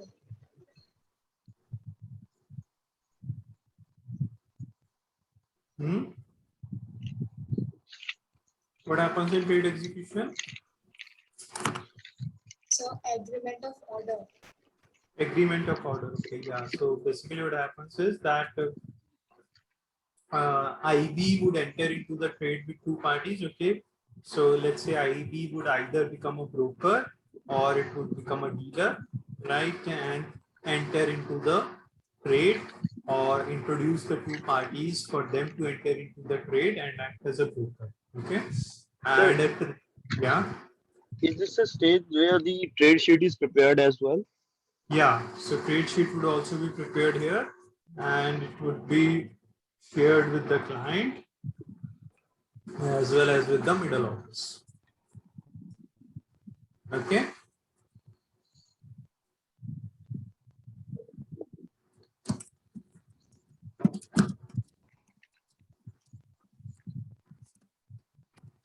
Good guys. What would happen in trade capture? So, recording of data. Where? RMS. The risk management OMS. system of the front office of the investment bank. Okay, so what do you capture? You capture, okay, this is the direction. They want to take a long position. They want to buy 10,000 shares. They want to buy after 10 months. They want to buy at a price of 200. So all these basic trade details are captured in the risk management system of the front office of the investment bank. Okay. Is this step important, guys? Do you think so here? Is it important or not? Yes, sir. Because it captures all the necessary detail. Okay, let's say I'm comparing the trade capture of exchange TLC with OTC TLC. In which of these would you think trade capture is a more important step?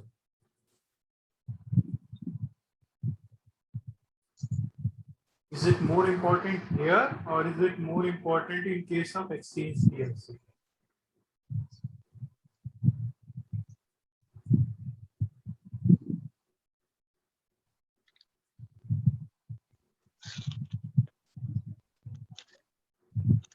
In OTC, so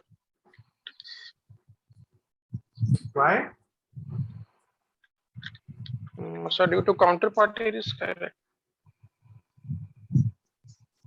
See guys, here it is more important to capture the details because there is no other party involved. Okay, there is no, you can say, exchange where the details are being recorded and you can cross verify them. It's really a deal between the two parties only. So the two parties have to be very careful in capturing all the details. Okay. Now, Alpha Fund might not be aware with all these formalities or the steps which need to be taken care of. So they would be like a silent party. So everything would be done by the investment bank, and they might charge a fees for this. Okay? So it's very important for the investment bank to capture all these details very, very accurately and carefully. Okay? Because there is no other party which is where the details are being recorded and you can later on cross verify. So it's up to the two parties that details are very clear. Next is trade enrichment. What happens here? As we discussed, you add economic, Economic yeah, and and non-economic details.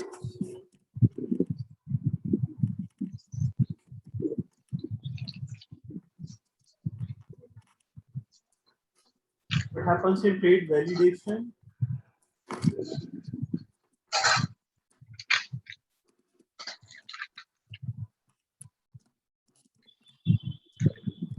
You do various checks, right? What happens in verification? so details are compared with the trade sheet that is made by the front office. Now, next step is trade affirmation. Okay, this is new. So, any idea about this, please? What you do here? Send the copy to both the parties.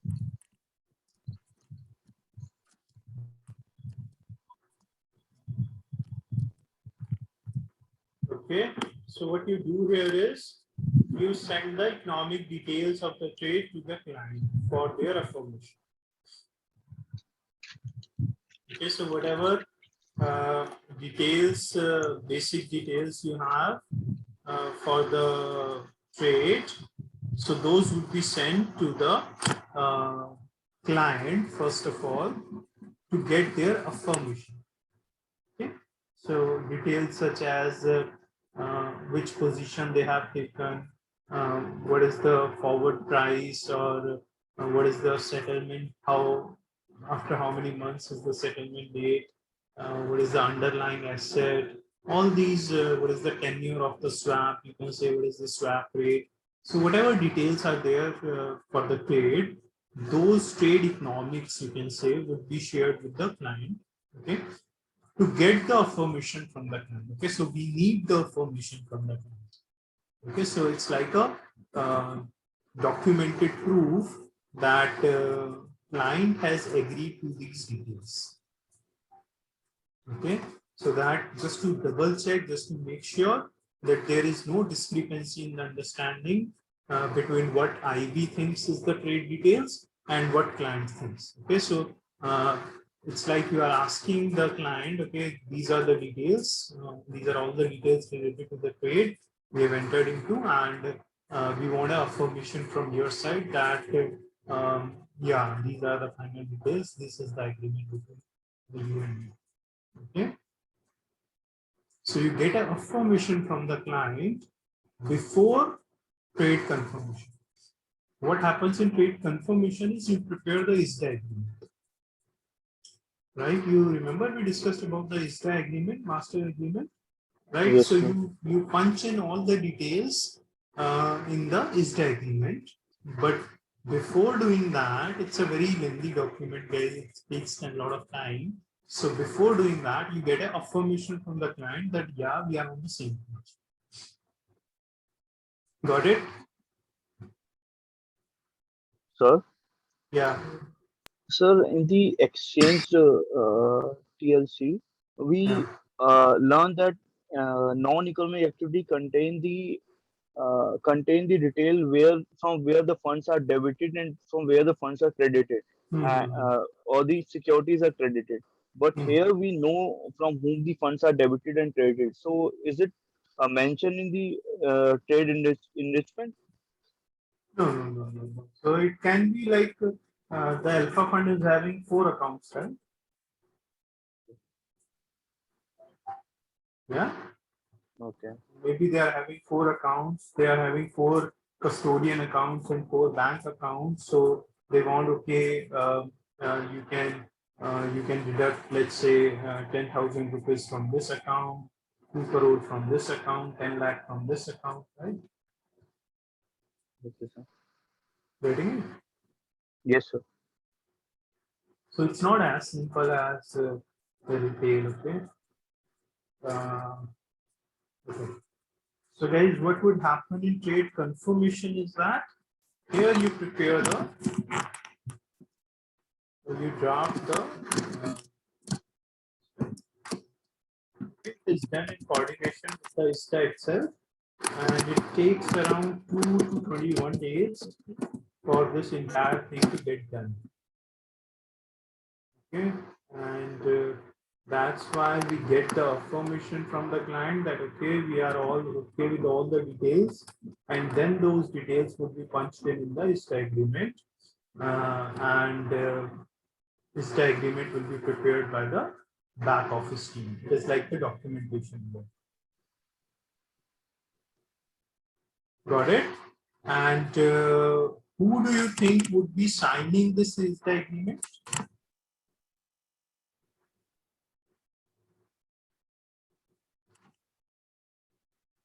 Who will sign the ISTA agreement?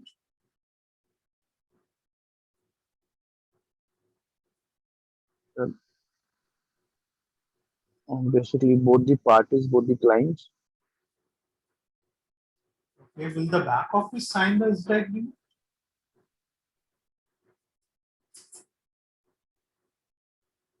One is the client, okay? Obviously, the client, the alpha fund needs to sign the ISTA agreement that okay, they agree to all the details, right?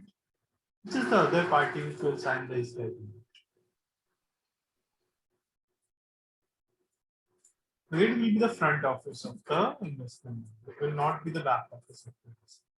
Okay, so what will happen here is core operations team in coordination with the client and with the ISTA association, they will prepare this ISTA agreement and send it to the front office as well as to the client for both the parties to sign.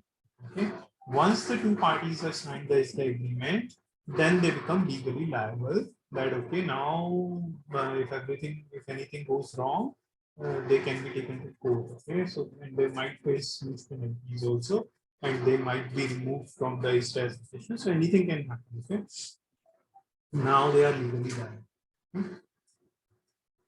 Got it, guys? Yes, sir.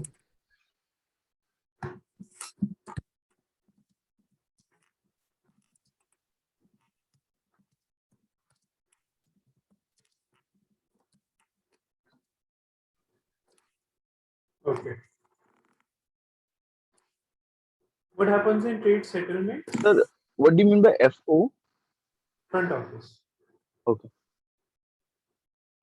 What happens in trade settlement? Okay, 10 months later, you will, you know this, right?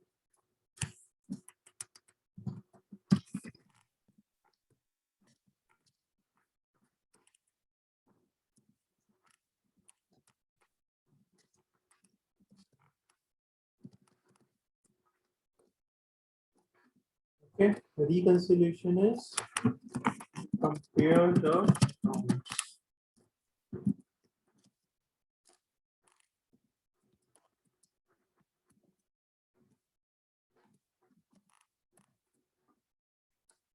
That's what happens after the everything is done, after the trade is settled.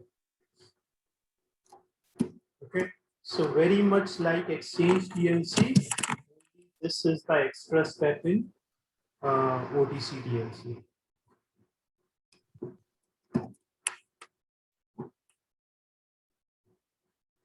Note it down, guys. If you have any questions, let me know.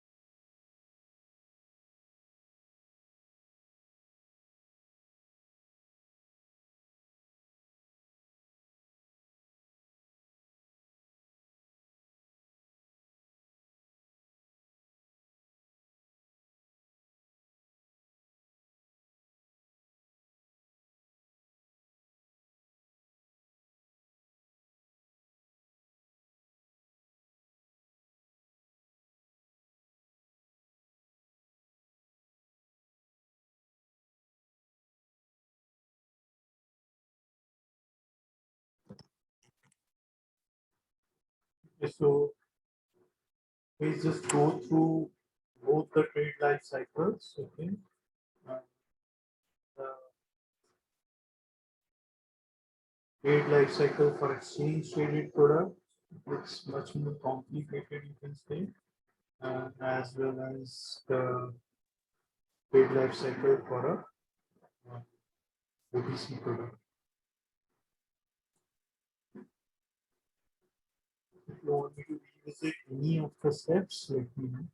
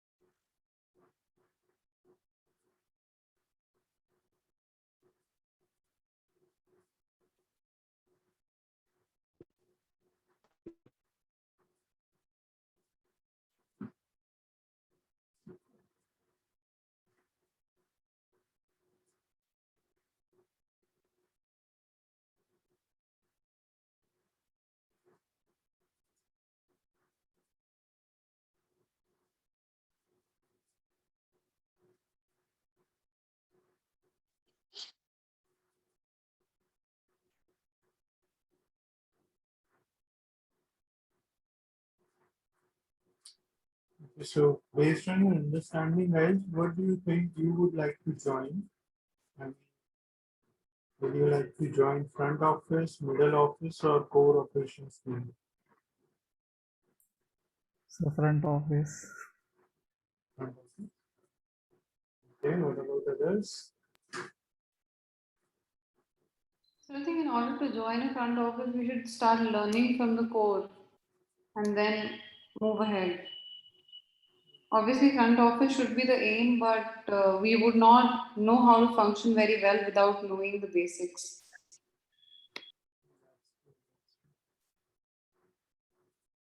Guys, you don't be choosy, okay? We don't have so many options. I mean, specifically talking about front office, so they don't take people from, you can say, decent college or the graduates or Right, sir. postgraduates from decent Right, sir. colleges. They would be taking it from the top colleges of the world. Okay, so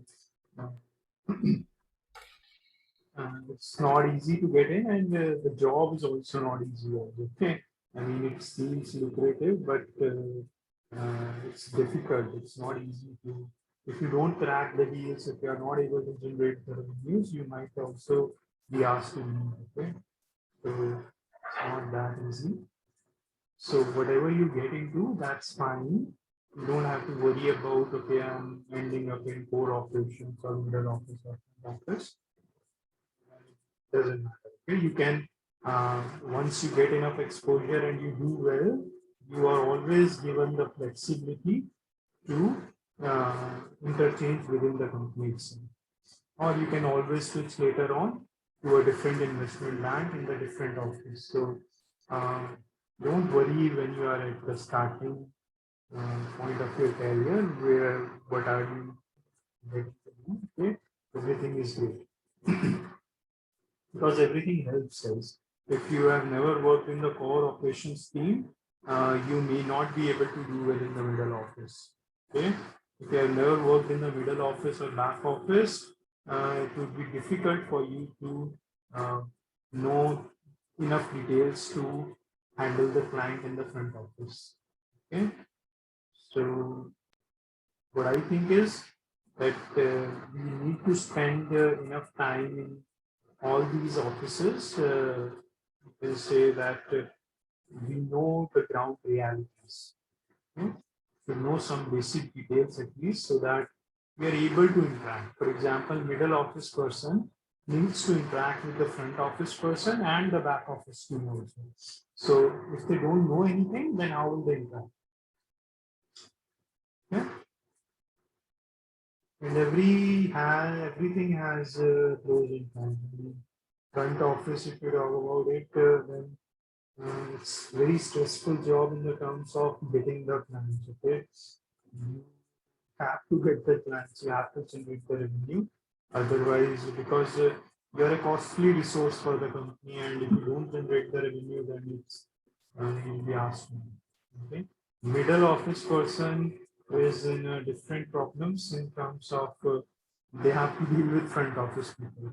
Okay, so if you have to deal with front office person, you you cannot uh, you cannot say, okay, for example, let's say you do various steps, okay, and you find out that something is wrong. So what will you do? Will you ask the front office person to get rid of that client? They'll not be very happy, right? So you have to be very smart in your communication with the front office people, that they don't lose business, and the investment bank is also not in any risk. Okay, so risk management is a very difficult job to do. Okay? Because you need to check everything, and still you cannot say that, okay, this is wrong, you should not do this. You won't have that power. The back office has to listen to everybody, okay? Front office and the middle office, so their job is also not easy, and they have to. They also cannot afford to be wrong at any. Otherwise, the settlement may go wrong, or the confirmation you are sending to the client or preparing the stay agreement, everything has to be 100% accurate. So it's really very, they take very sharp people, and a lot of training is given. You become a good resource. That's why they pay you well also later on. From your side, all the effort needs to go out. Hard work and get a good pay kind of job.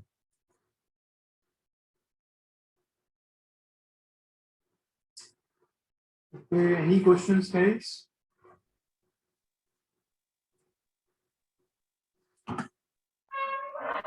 Can you please tell us about a few roles that we normally get after completing CIBOP in the core operations?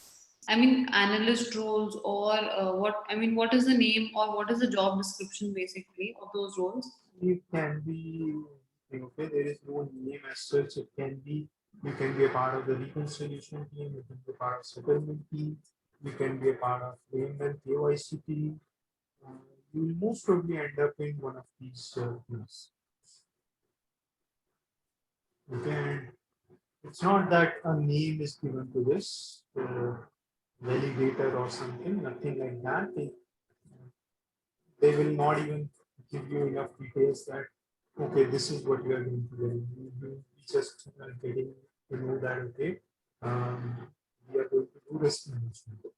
Now, risk management can be anything. Right? So that's when you go actually and then you do a particular work.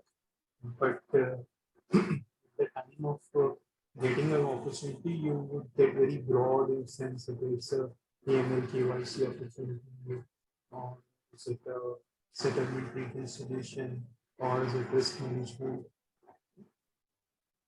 That's what I'm trying to say. Okay, don't worry about which opportunity you get and where you end up. Everything is equally important, and it's important to know it. Okay? You can't be choosy at this stage of our life.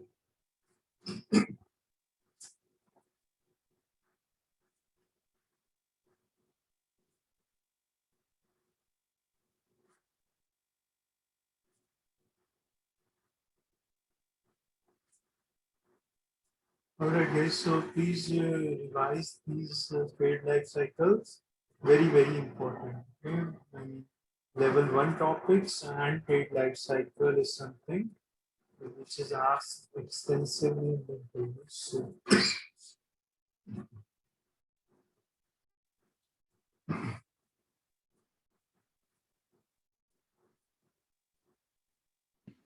So when we have the mock twos, we will be having all the topics that came in mock one again in mock two. Or will it just be the Yeah, second? yeah. Mock one, level 1 and 2. Okay, okay. Together. All right, sir. Okay, I'm taking the attendance, guys. Amit Dabar, Yes, sir. Akash Goel, Present, sir. Shivani Verma. Present, sir. Shivani, you were very quiet today. Were you able to understand? Yes, sir. I joined little bit late, like half an hour late. So I tried to just relate with the things which you taught before that.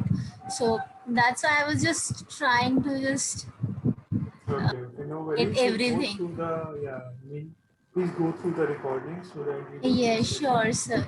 Sure, sir. Paras, Present, sir. Jyotsna Singh, Yes, sir. Manish Kumar, Present, sir. Shivam Kumar, Yes, sir. Nishant Kaur, Present. Sana is present, Rahul Chauhan, Present, sir. Ajay Jaina,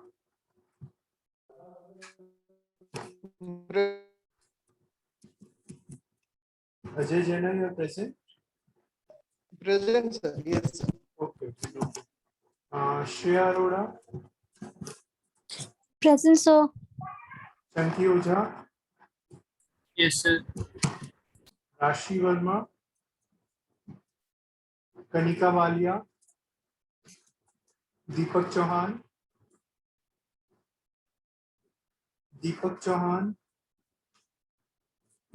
Bhaswar, Yes, sir. Siddharth, Siddharth, present, sir. Okay, great guys. So I have marked 3 people absent. One is Rashi Verma, Kanika Walia, and Deepak Chauhan. Okay. All right, guys. So if you have no questions, we can close for today. We'll start the new topic in the next class. Okay. Bye bye. Take care, Okay, guys. sir. Thank Bye, sir. Thank you so much. Thank you, sir.